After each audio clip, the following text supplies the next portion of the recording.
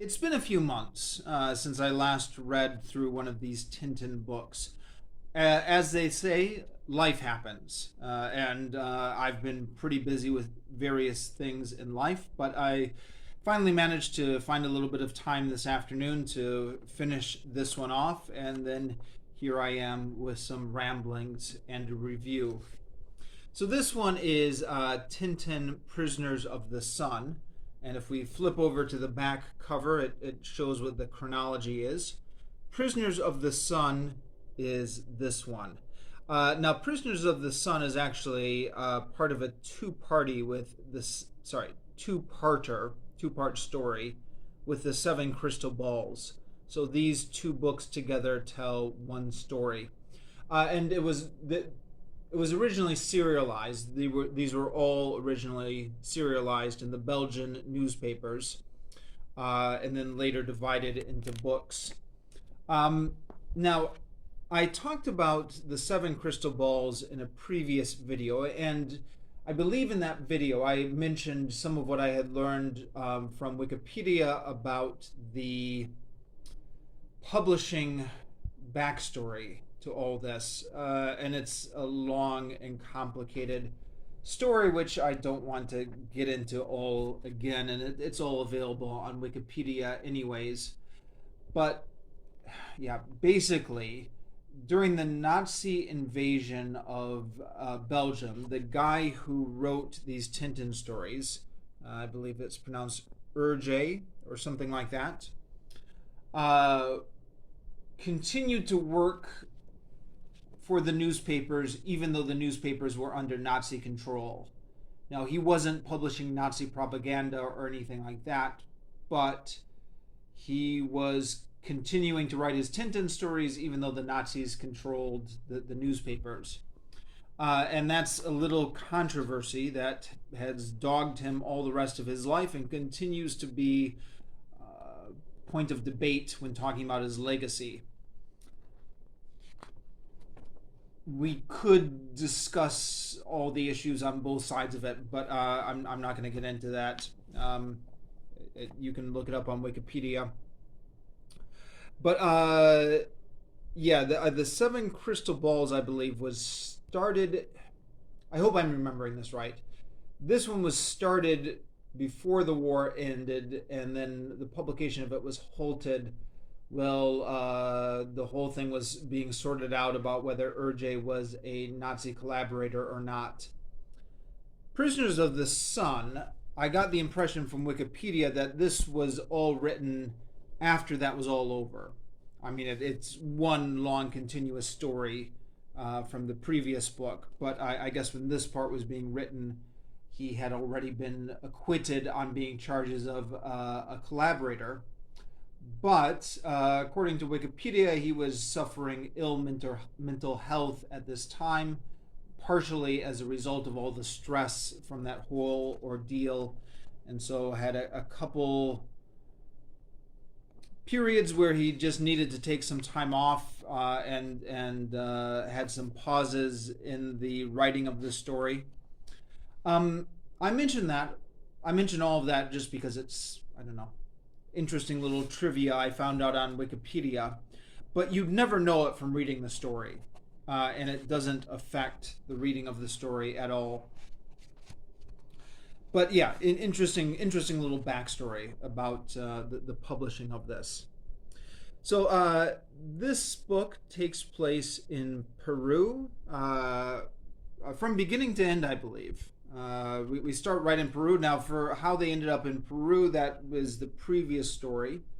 They are trying to find their friend Professor Calculus, who's been kidnapped by some Inca Indians.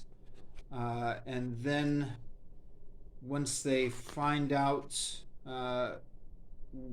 once they get some clues as to where he's being taken, then there's pretty much just one long journey story to rescue him, and this book has everything you could want from an adventure story.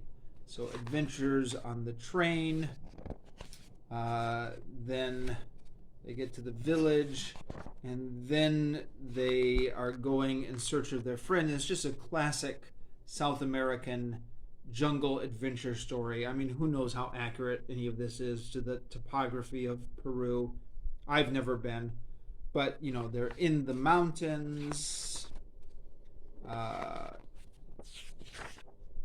there's then they're in the snowy areas. There's an avalanche.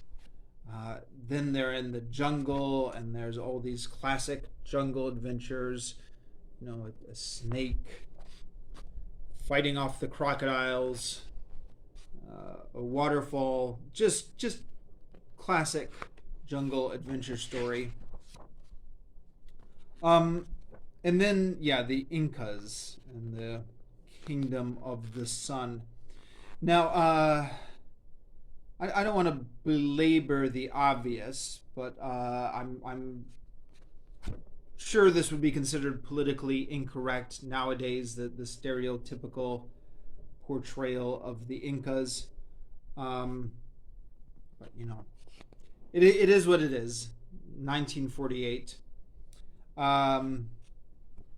So they are sentenced to be burned alive by the sun, but Tintin. Oh, by the way, spoilers. Tintin, who has found a newspaper, realizes that there's going to be an eclipse on the agreed upon day, and he uses this to trick the natives.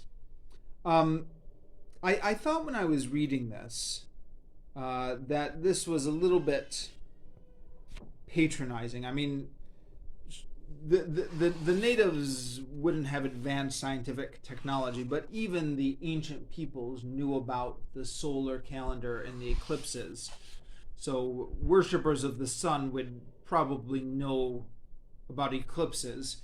And then, sure enough, I checked Wikipedia after I finished reading this, and Herge says that this is one of the things he admits to being a little bit unrealistic, is that the worshippers of the sun would be so ignorant of how an eclipse works. There's not really that much else to say here. It's just a classic jungle adventure story, and I enjoyed it. And in spite of the fact that it took me months to get around to reading this, it actually is a very quick read once you just sit down and read through it.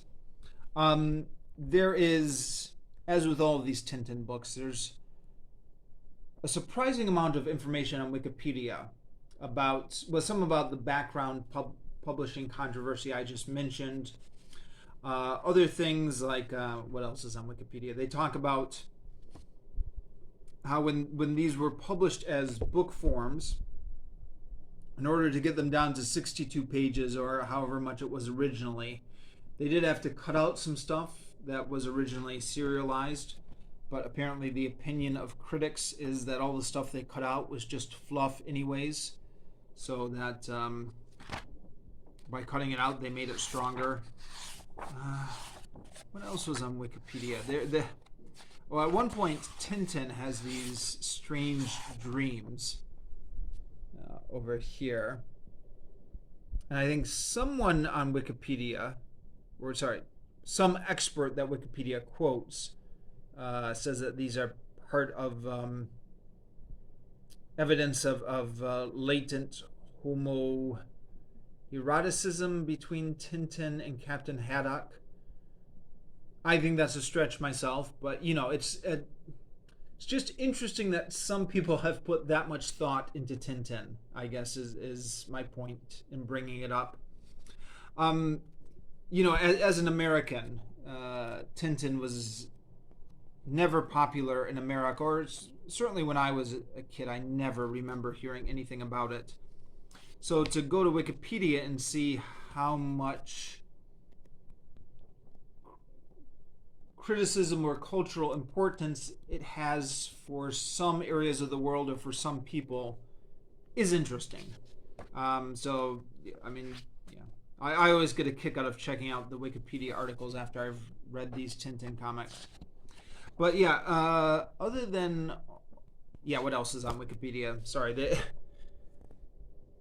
Wikipedia says that this map here apparently shows there's a disputed border that Peru has with another country, and apparently in this map it doesn't give the version of the map that Peruvians like. So apparently this comic is banned in Peru for that reason.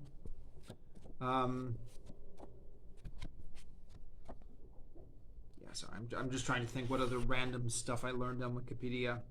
A few other odds and ends here, but nothing that's really worth going on about.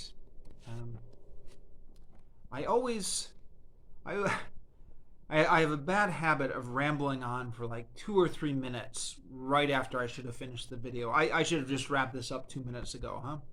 All right, I'll finish it up here. Tintin, Prisoners of the Sun.